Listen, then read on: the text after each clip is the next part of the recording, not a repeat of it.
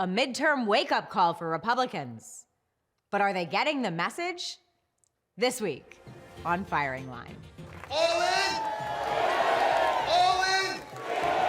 It was supposed to be a red wave. Hello. With voters concerned about inflation and the economy, pundits predicted strong midterm gains for the GOP. Are you ready to turn things around?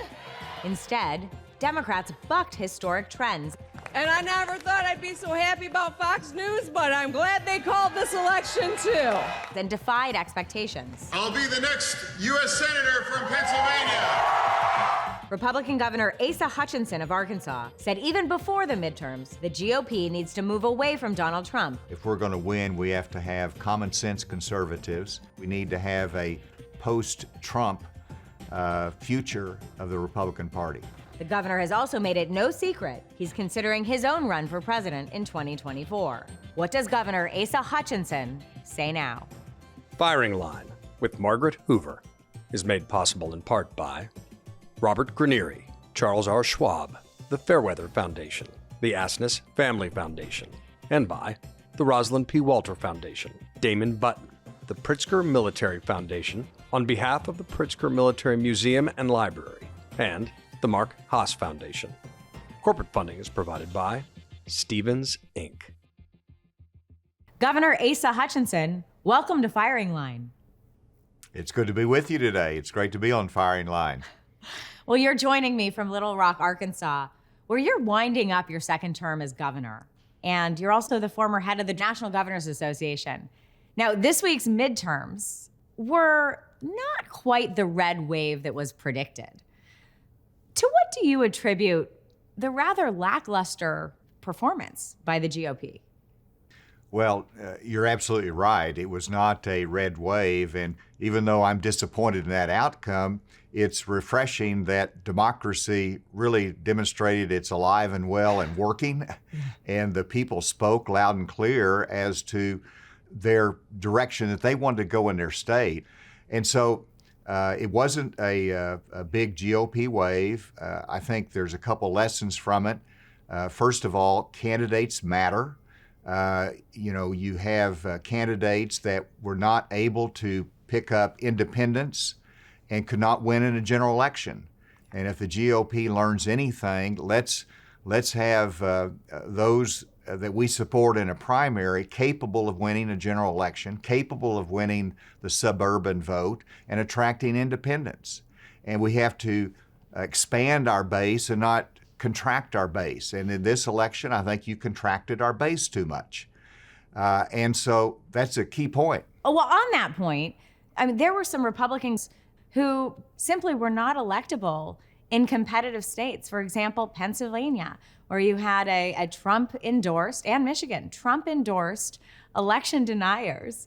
To what extent do you think losses in those states and in other states like Maryland and Massachusetts were a rebuke of Trumpism and of Donald Trump? Well, the underlying point is that Trump's endorsement comes with a cost. And the cost is that it minimizes your ability to attract independents and to win in November. You know, in terms of Pennsylvania, you mentioned, Mastriano not only was an election denier, but he really didn't campaign effectively either. You have to move from a primary context to a broader base, and he didn't do that. And we lost a race we shouldn't have. This is the first election that we've had since the Supreme Court overturned Roe v. Wade, and that was an issue in some key states. Do you see that issue as part of the explanation for why Republican momentum was blunted? Well, it clearly was a motivating factor for many to go to the polls, and so it increased the intensity on the Democratic side, and that had an impact on the election. And I think if that it'll be an intense state-by-state issue, but it does not necessarily mean it should be an intense national issue unless Republicans and Democrats want to nationalize the debate and pass laws on a national level in Congress. The Democrats want to legislate and protect Roe versus Wade.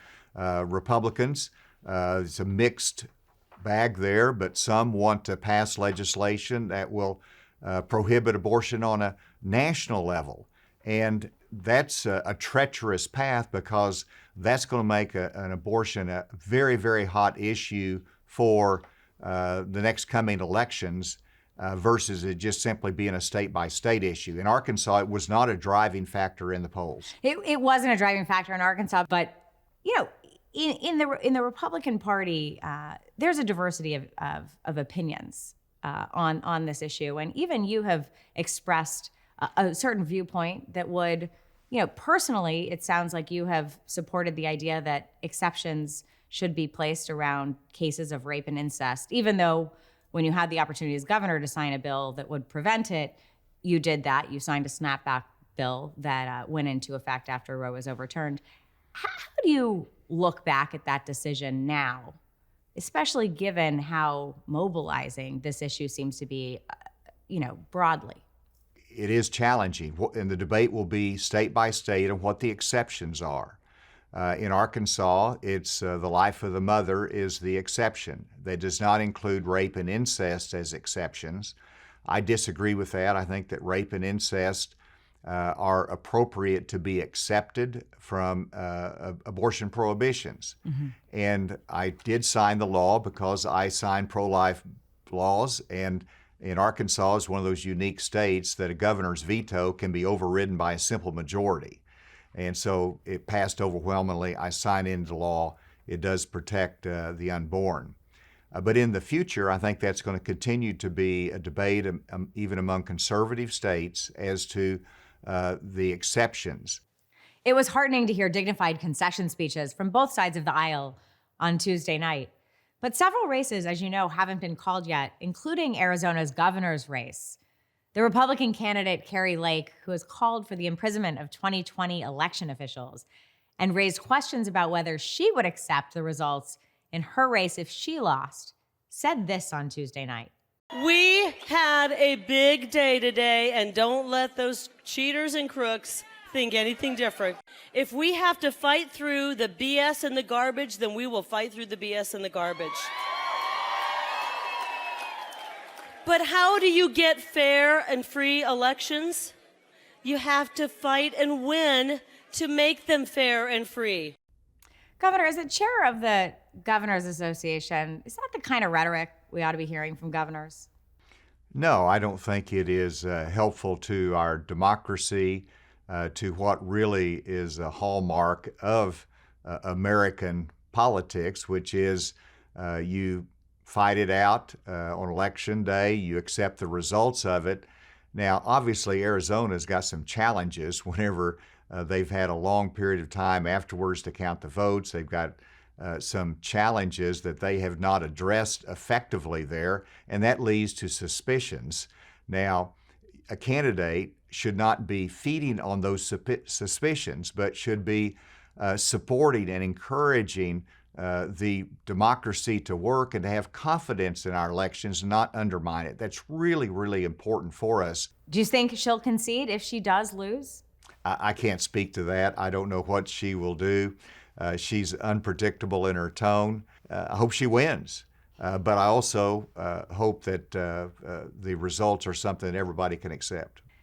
I know it's your position as a Republican governor to support the election of other Republican governors, but do you want to support other Republican governors that exhibit that kind of rhetoric and that undermining of the rule of law and the confidence that we have in our elections, as you just described?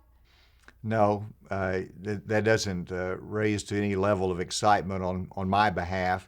And, we generally lose those races whenever you have somebody that is so populist that they cannot expand their vote count to the independents and moderates in the general election. I want to win. I have a nephew that left the Republican Party because he was frustrated with the direction of it. Yeah. I fight within the party. Yeah. I want to help save the Republican Party to a more common sense conservatism. We're two major parties in this country, and they're going to compete with each other, and we're going to compete within those parties for the right set of values, and that's what I want to do. Well, I want to talk about that because you've distinguished yourself from President Trump and the populist wave that has been ascendant in the Republican Party for some time now. You've streamlined the size of government in Arkansas. You made it smaller. You made it more efficient. You lowered taxes to a historic 4% low for the income taxes in your state. And you're leaving the state with about a $2 billion budget surplus. So make the case for traditional conservative economic policies against the backdrop of what has been an ascendant populism within the conservative movement. Well, you're right. My record is very, very conservative. But I've also focused on the economic issues, and the cultural battle is what really stimulates the populism part of our party and our candidates. And I think the cultural issues have to be taken seriously, but as a conservative, the first place you look is your family and individuals and in churches to impact the cultural values of our society. And it's not always a government response. And that's where I probably differ, is that I don't want to use the rule of law always to enforce the cultural issues that I'm fighting for. And that's how we distinguish ourselves as conservatives, is let's believe in a restraint of government. And let's utilize the changes that we want to impact first. Let's look at our churches, our communities, and individuals and ask for responsibility there. And let's withhold using the power of the state to accomplish those objectives. That's the debate today, and I want to hopefully impact it. Well, that is the debate. And it's funny you mentioned conservatives or Republicans using the power of the state. I was going to ask you about one of your fellow governors who just won a sweeping re-election in the state of Florida. Thank you very much. Thank you for a historic landslide victory. Ron DeSantis won by 20% and is considered a favorite in the 2024 sweepstakes for the presidency and for the presidential nomination on the Republican side. Now, it seems to me there's a real contrast between your approach to being a governor and to the relationship between the private sector and government and his approach. And that really came to light during the debacle that Governor DeSantis had with Disney in his state. To remind viewers, the Governor DeSantis, of course, signed a law revoking Disney's special privilege within the state of Florida because he didn't like some of their actions. You said at the time, quote, "I don't believe the government should be punitive against private businesses because we disagree with them." And so to me, that's the old Republican principle, having restrained government. Let's not go after businesses and punish them because we disagree with what they said. What's the right approach, Governor? Well, what you just quoted me saying is the right approach. Again, as a conservative, I don't want government telling businesses what they can and cannot say in the workplace and what their health care policy should and should not be. We have to be careful about that. But it's a populist thing to say, hey, we've got a problem out here, we don't like this, so let's pass a law. And I think we should just be hesitant, because someday we might not be in power and the left might be passing laws telling businesses what they have to do in the workplace, and we wouldn't like that. How do you understand, Governor, this push and pull and tug of war in the Republican Party around populism versus traditional conservatism? There's a balance in the political world of listening to the population and identifying with their issues, which we have to, but also coming up with reasonable solutions to address those. So that's what leadership is about, is not just identifying with the need and the heartache that's out there in society, but also leading them through what is the best solution for it. And it's amazing whenever you do that, people respond and saying, yes, you might be right there. Or they might persuade and say, hey, we got a better idea, and you might lose the election, but stand for something and stand for the principles. And that's the kind of leadership that I think is very important right now in our society, not to yield to the loudest voice in the room, but to help educate as well as identify with the issues that they're concerned about. Kevin McCarthy has said the House will launch a barrage of investigations into the Biden administration. And there are even some Republicans who are raising the prospect of launching impeachment hearings very early. Now, I know you've warned against this path. What is your concern if Republicans come out of the gate guns blazing, so to speak? Well, retribution is never a good policy to follow in politics. And so, we just had an election that said inflation and the economy are number one concerns, border security. And so that should be the focus of a Republican majority in Congress. Now, they can do multiple things at the same time. You've got oversight committees that can engage in oversight.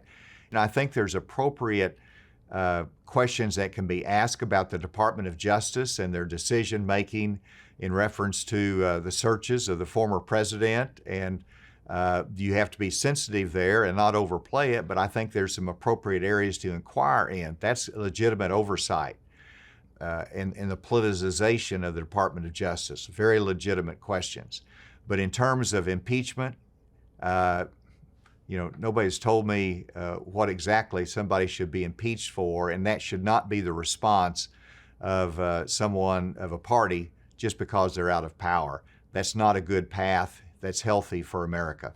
Well, in 1974, when Republicans were heading into a midterms in the shadow of another scandal-plagued GOP president, Richard Nixon, then Republican National Committee Chair George Herbert Walker Bush appeared on the original firing line with William F. Buckley Jr. Take a look at this clip, Governor. As head of the Republican Party, is it uncomfortable for you to cooperate with people running for Congress on a I have nothing to do with Nixon ticket? Well, it's not. I think we've got room in our party for diversity. It's not uncomfortable for me to cooperate with them. And my advice to them, and very few people seek it these days, but if they do, I'll say, look, emphasize the good things that the administration has done, and jump up and down and say you don't like Watergate, that you're against it. Be against the bad things before the good things. You heard him there, Governor. You heard him say, be against the bad things and be for the good things. So why does that seem so hard for many Republicans today when it comes to Donald Trump? Well, first of all, I love the clip that you played. I miss William Buckley, and I miss President Bush as well. And I love when the question was asked, the first thing that President Bush did was shift in his chair. And that's what we do when we get asked a tough question. But, in terms of today, I mean, President Trump did a lot of good things whenever he was in office that we support, and we want many of those policies to continue, from having a pro-Israel position to economic growth, with a tough policy toward China. Good things, and we can talk about those and build on them. But we have to be realistic, and as former President Bush said, jump up and down when you disagree with it. And I think January 6th probably crossed every line, and we need to jump up and down a little bit more about how that, in my judgment, disqualifies him from the presidency again. Governor, you just said Republicans ought to be jumping up and down a little more about January 6th. I mean, what more should Republicans be doing? I think Republicans just need to be realistic about it. The worst thing you can do is to try to defend the indefensible. And what happened on January 6th is indefensible. And so, one, stop defending it. And secondly, be clear about it.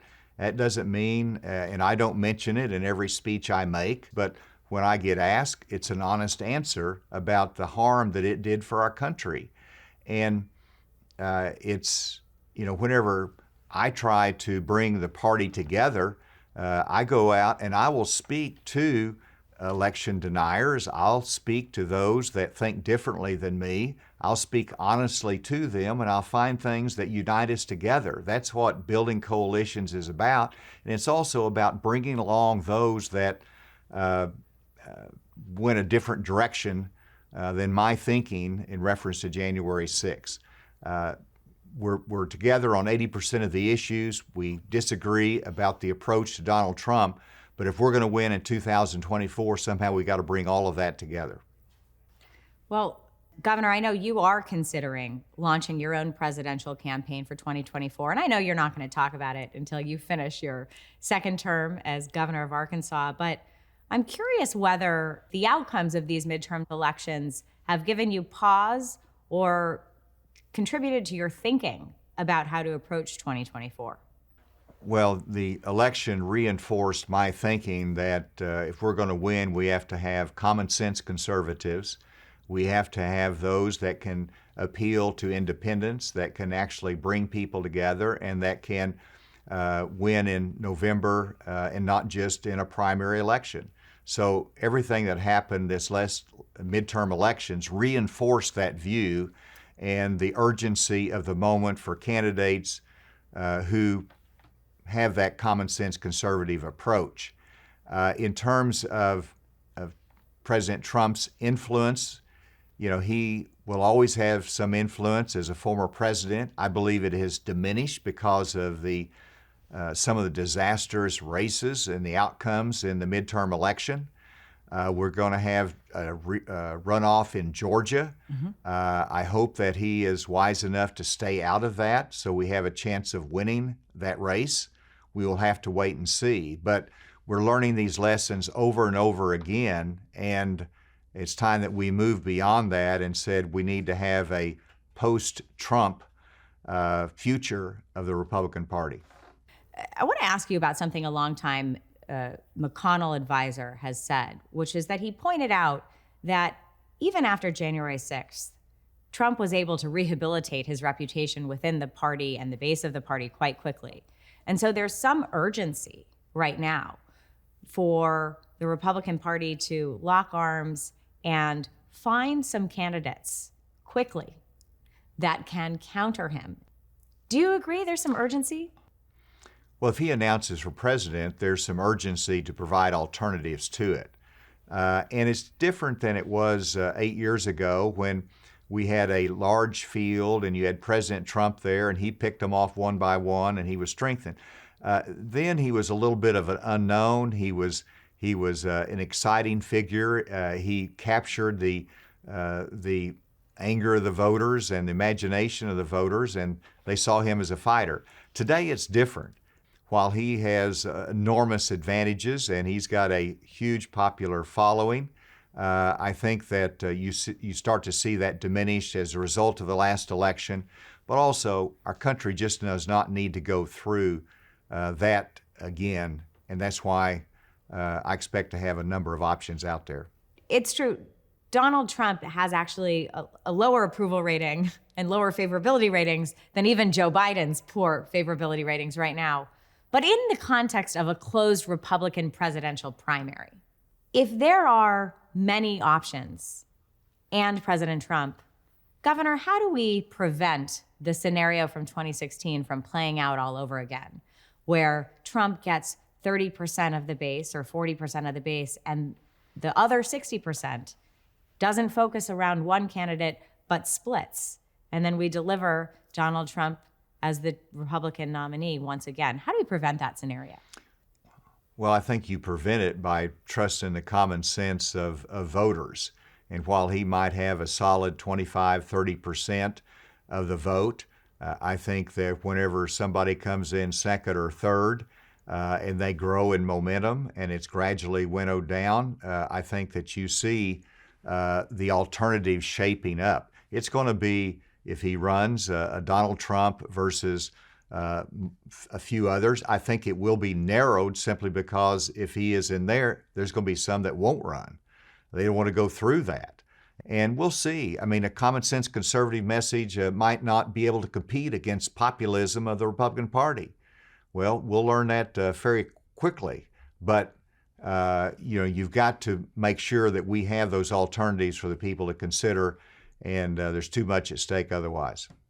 Governor, you call yourself a Reagan Republican, and you talk about common sense conservatism. You value the principles of American global leadership, limited government, fairness in economic opportunity, and criminal justice reform. Are the midterm results an indication to you that there is still room for your kind of Republican in the Republican primary process? Absolutely. Absolutely. First of all, the midterm election reinforced that if we want to win, you've got to have that kind of Reagan Republican leadership. There's a spirit in America that we want Washington to work better, whether it takes better leadership or whether it takes institutional reform. And so you need somebody not just with the right principles, but with a passion and with the fighting spirit that's needed to accomplish those objectives. But I absolutely believe that there's room for a traditional Reagan Republican that understands the heart of the Republican Party and the goodness of America to prevail. Well, with that, Governor Asa Hutchinson, thank you for your time. Thank you for joining me here on Firing Line. Great to be with you today. Thank you. Firing Line with Margaret Hoover is made possible in part by Robert Granieri, Charles R. Schwab, the Fairweather Foundation, the Asness Family Foundation, and by the Rosalind P. Walter Foundation, Damon Button, the Pritzker Military Foundation on behalf of the Pritzker Military Museum and Library, and the Mark Haas Foundation. Corporate funding is provided by Stevens, Inc.